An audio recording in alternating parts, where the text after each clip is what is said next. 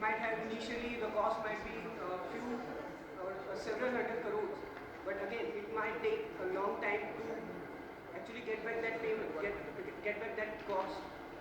So next we'll try to when we try to classify different types of infrastructure. For example, the first one is social infrastructure, as our moderator told us.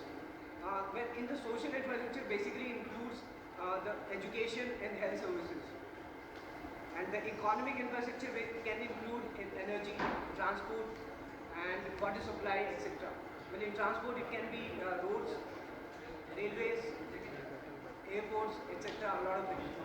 Now, another aspect of classifying infrastructure can be urban and rural infrastructure. Well, as Gandhiji said that real India actually lives in the villages. So I'll talk about the real India, that is the rural infrastructure development. When we talk about rural infrastructure, we already know that more than 70% of our population lives in villages, right? So, but rural development is one of the most important tasks of developing planning in India. But it's very slow. The development rate is very slow. The reason can be many. One of them can be improper and inadequate provision of infrastructure. And it's just that when it is compared with the urban areas, the development rate is very low in the rural areas. For example, the GDP contribution, per capita GDP contribution in the rural areas is very less as compared with the urban areas. Again, the planning and development of human settlement is also not up to the standard, and it's far better in the urban areas rather as compared with the rural ones. And that is one of the reasons that the rural population is migrating towards the urban side, to the cities or to the towns of the country. So the reasons are very obvious. It's better employment facilities, better housing facilities, etc.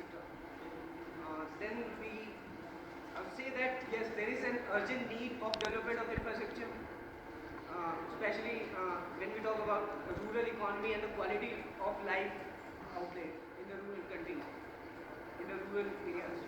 Well, to promote these better productivity and the increased agriculture incomes, and also the adequate employment rate over there, we need to focus on certain areas. But the areas can be first irrigation. We need to a lot of our population is rural population still depends on agriculture. So irrigation is one of the most important key areas.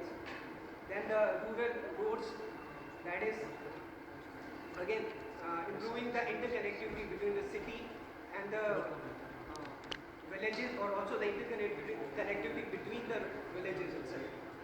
Then we talk about rural water supply. A lot of our population still depends on wells, but the water level is decreasing out there. So we need to find out some alternatives. Electrification, then telecommunication connectivities.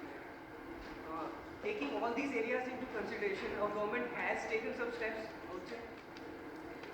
One of them, a few schemes has been launched by government. One of them can be Bharat Nirman, the Pradhan Mantri Gram Sadak Yojana, AREP, that is the Accelerated Rural Electrification Program, Indira Awas Yojana,